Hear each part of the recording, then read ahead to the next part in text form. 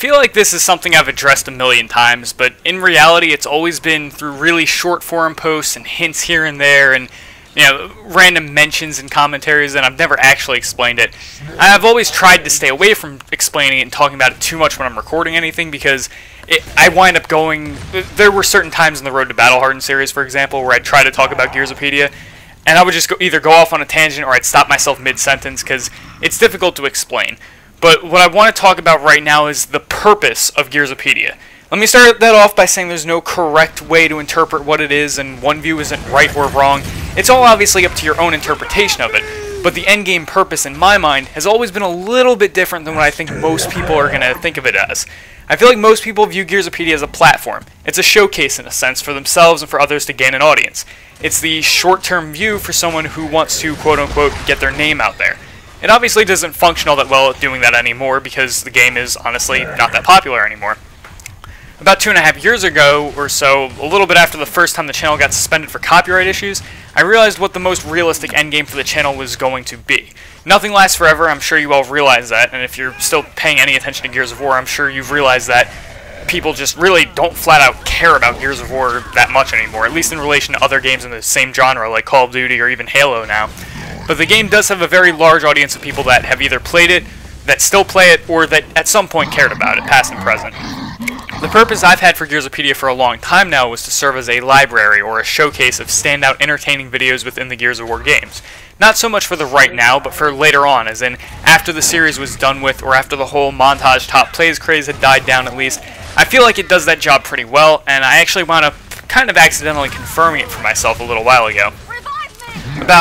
I'd say about 6, maybe 7 months ago, I went on, I guess you could call it a nostalgia trip. I was watching every Gears 1 montage I could find, and some Gears 2 montages, and when I started it, I was expecting to be disappointed with them, kind of like if you went back and played GoldenEye right now. It's outdated, with Gears montages I expected it to feel outdated, for everything to be quote-unquote below standards, just flat out bad. It wasn't really the case, though. I mean, I wound up enjoying them enough to get through, I don't know, 150, 200 of them in about a week and a half. Then I watched all the top plays videos, or most of them, and they were decidedly boring for the most part. Don't get me wrong, there were some really great episodes, like the, I think it's the 15th Gears 1 top plays, the one where Subculture does the Microsoft Sam voice. That one was gold. There are some really good ones like that. But for the most part, when you go through them, the clips are really ordinary clips compared to what people wound up getting later on down the road. The commentary was rarely anything better than a step above, putting me in a permanent cringe, especially my own. That was just, for the most part, it might be funny the first time, but it's always bad when you go back to it. And I couldn't really get, I couldn't get any kind of entertainment out of it. So I figured when I was done with that, I would, try to watch some random Gears commentaries. Various people, various topics, but those all came to the same result. They were just dead boring, just like most of the top plays wound up being.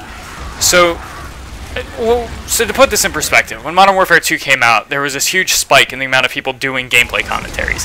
There's also a growing demand from people to see them posted on Gearsopedia for some reason, which I was always pretty heavily against, and I still am. I was at the time. I don't think my stance is ever going to change on the way commentaries are. My reason for it then was because they weren't really entertaining for everybody. At the end of the day, the ability to enjoy commentary comes down to whether you can enjoy that person's presence or not. It was almost like asking to throw someone on a stool and wait for someone to kick the legs out, because our community had always just been as instantly about, putting someone down as they could, which I've never really had a problem with. I know a lot of people have always said that's why the Gears community sucks and why it's such a bad community, but I feel like it's good that there are a lot of people that if they don't like something, they will come out and say it. But the problem was it was bad enough with montages, where there were literally pre-laid blueprints on how to be successful with montages. So I could never imagine it going over well with commentaries, which at the time were it was uncharted territory for most people. I mean, of course they were there. There were people that were doing them, but there wasn't like a way to just be seen as entertaining. There wasn't a way to be. There still isn't a way to do it correctly. It's either you have the correct mic presence to do what you want to do, or you don't. And if you don't, you look like a total fucking moron.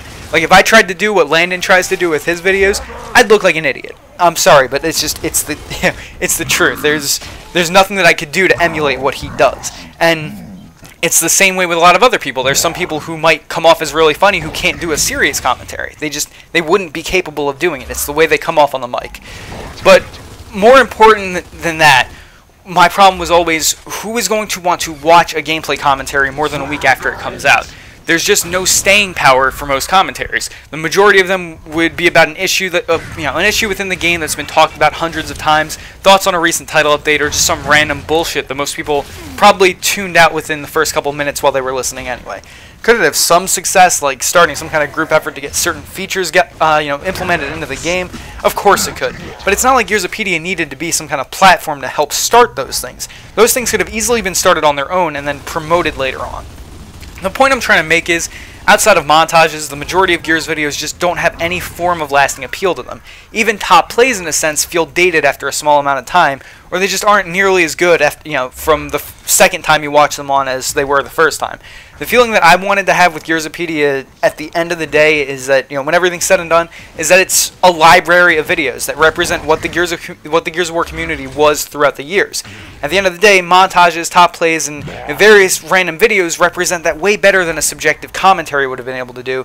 And truthfully, montages are the best at it because it shows the progression of the community within the game, which, when everything's done and Gearsopedia is dead and Gears of War is dead and no more videos are added to it, I think that's going to be the most interesting facet of it. You can go back and watch 50, 70, 100 videos and you can see, if you watch them in a row, how people progressed over time, how people evolved.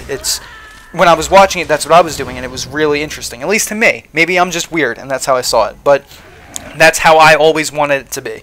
When it was said and done and over, you wouldn't be clicking on a random video and going, wow, this is really, really bad and boring. Like, I just wanted every video on there to have some reason to watch it down the road. Whether it was a year, 2 years, 3 years, 5 years down the road, some reason to watch it.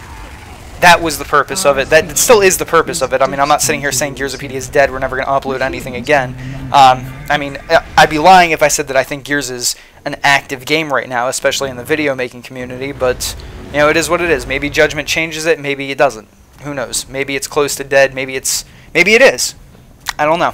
But I feel like Gearsopedia's accomplished its goal. That's all I can really ask for it to do at this point.